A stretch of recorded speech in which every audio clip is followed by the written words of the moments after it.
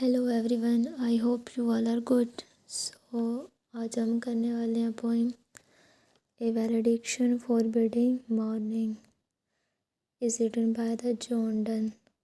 ए valediction forbidding mourning एक poem का नाम है जिसका राइटर है John Donne.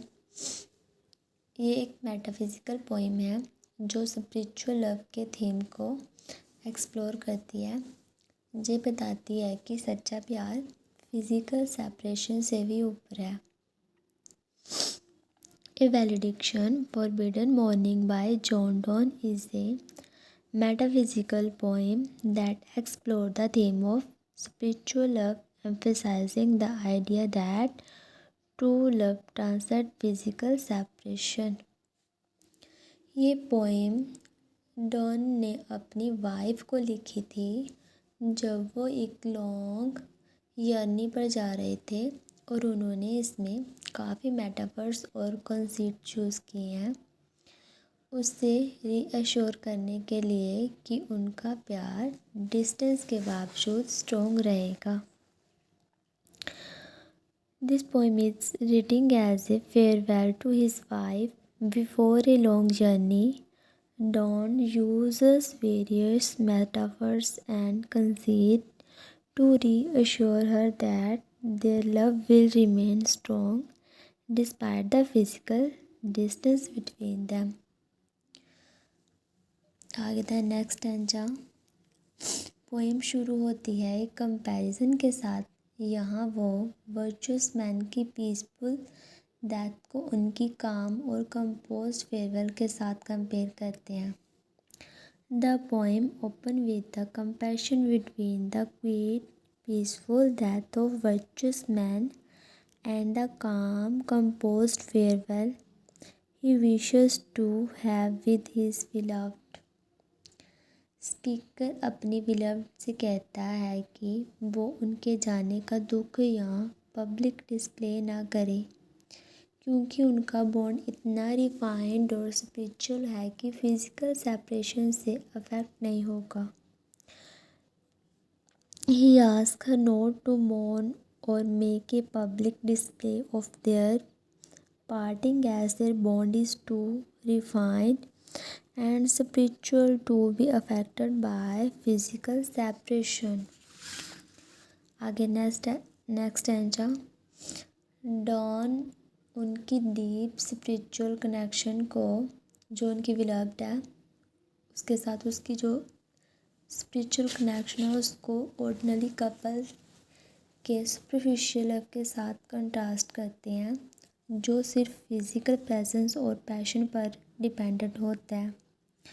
Don't contrast the deep spiritual connection with the more superficial love of ordinary couple who rely on physical presence and passion। वो argue करते हैं कि जब ऐसे फिजिकल लव डिस्टेंस से कमज़ोर हो सकते हैं उनका प्यार स्पिरिचुअल और इंटेलेक्चुअल कनेक्शन पे बेस्ड है जो अनब्रेकेबल है और सेपरेशन में और भी गहरा हो जाता है। He argued that while such physical love may weaken with distance, their love is rooted in a spiritual and intellectual connection, making it unbreakable and even more profound in separation। आगे next stanza. Poem का सबसे famous conceit उनके प्यार को एक compass के जैसा बताता है जिसमें एक लेग ग्राउंडेड रहती है और दूसरी सर्कल बनाते हुए मूव करती है।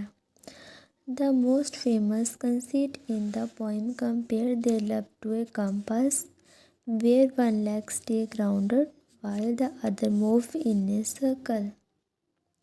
ये मेटाफर दिखाता है कि चाहे वो कितना भी दूर चले जाएं, उनका कनेक्शन सेंटर्ड और स्ट्रॉन्ग रहेगा। This metaphor illustrates how even when they are apart, they remain connected and centered। जितना दूर वो मूविंग लेग जाती है उतना ही वो स्टेशनरी लेग की तरफ लीन करती है, जो उनके रीयूनियन की इनएविटेबिलिटी को रिप्रेजेंट करता है।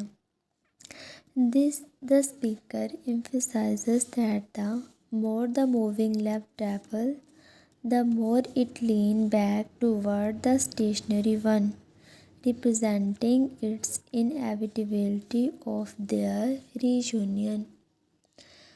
नेक्स्ट स्टैंजा पोइम की कंक्लूजन निकालता है कि सच्चा प्यार अनब्रेकेबल है और फिजिकल सेपरेशन से ऊपर है। In essence, a valediction forbidden mourning convey the idea that true love is not dependent on physical closeness but rather on a deep spiritual connection that can withstand any distance. Donne emphasise करते हैं कि उनका bond distance से कमज़ोर नहीं होगा, क्योंकि वो एक स्पिरिचुअल और इंटेलेक्चुअल कनेक्शन पर बेस्ड है। कंपस मेटाफर से वो दिखाते हैं कि उनकी सोल हमेशा कनेक्टेड रहेगी और वो ज़रूर एक दिन मिलेंगे। The poem celebrate the strength and resilience of such love, using rich imagery and intellectual arguments to express its distance. Poem उनके इंटरनल और अनशेकेबल लव की स्ट्रेंथ और रिसाइलेंस को सेलिब्रेट करती है।